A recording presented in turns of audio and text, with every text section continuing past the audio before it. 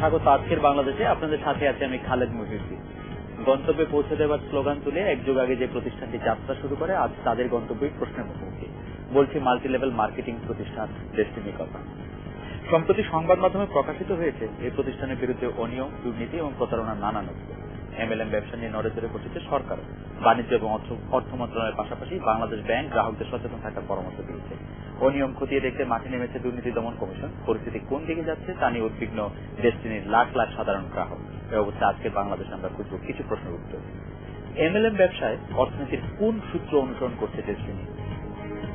MLM ব্যবসা নিয়ন্ত্রণে কি আইন আছে সরকারের? প্রতারণার আশঙ্কা থাকলে ডেস্টিনির বিরুদ্ধে এতদিনে কেন ব্যবস্থা নেয়নি সরকার? সাধারণ গ্রাহকদের আশ্বস্ত করতে কি বলার আছে ডেস্টিনি?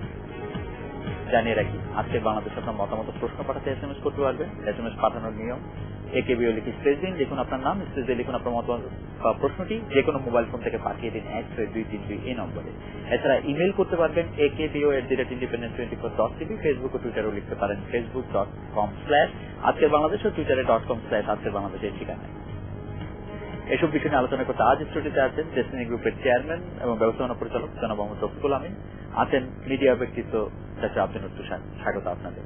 এছাড়া আমরা সরাসরি চট্টগ্রাম থেকে কথা বলবো ডেস্টিনির বিরুদ্ধে মামলাকারী মোস্তফা কামাল পাশা, খুলনা থেকে ডেস্টিনিতে বিনিয়োগকারী জামশেদ আকবর রোমেল এবং সিলেট থেকে ডেস্টিনি 2000 লিমিটেডের ডিস্ট্রিবিউটর অলককান্তি দত্তের সাথে। স্বাগত আপনাদেরও। জনাব রফিকুল আমিন, গত কয়েকদিন ধরে অনেকগুলি পত্রপত্রিকা অনেক ধরনের রিপোর্ট এসছে। আমরা নিশ্চয় আলোচনার একটি পর্যায়ে দিকে যাব। আমি একটি সরল প্রশ্ন করতে চাই যে ডেস্টিনি গ্রুপে অংশগ্রহণ করে বা ডেস্টিনির কার্যক্রমে অংশগ্রহণ করে শুধু কি লাভই হয় নাকি লাভ ক্ষতি দুটোই হয়?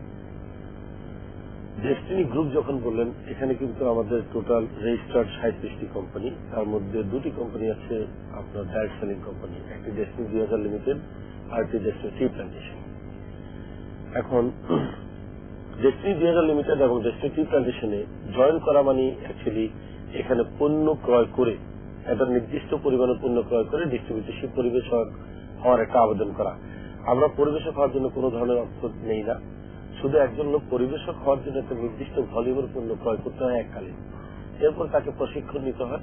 প্রশিক্ষণ সে নেবে যদি সে মনে করে আমি আরো পরিবেশক সংগ্রহ করব, আর সে যদি মনে করে না আমি কোনো সংগ্রহ করব না, আমি যতটুকু প্রশিক্ষণটিও এখন অর্থের বিনিময়ে নিতে হয়। তা এই প্রশিক্ষণটি অর্থের বিনিময় নয়। আমরা যখন কোন একটা কমার্শিয়াল প্লেসে যদি আপনার প্রশিক্ষণ ব্যবস্থা করা হয় তাহলে ওই প্লেসটি কস্টিংটাকে ইকুয়ালি তাদের উপর দিয়ে দেওয়া হয়, তারা এটা শেয়ারিং করে। আমরা প্রশিক্ষণ যেটা দিই এটা সম্পূর্ণ ফ্রি।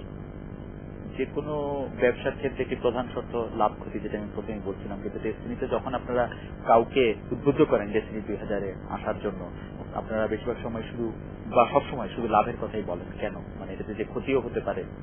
আমরা লাভ ক্ষতি দুটোই দেখাই। আমরা দেখাই যদি তুমি এখানে এসে পণ্য ক্রয় করে আর কখনো যদি প্রশিক্ষণ না নাও, শুধু যদি মানুষকে বিভ্রান্তিমূলক তথ্য দিয়ে করার চেষ্টা করো, তুমি সাময়িক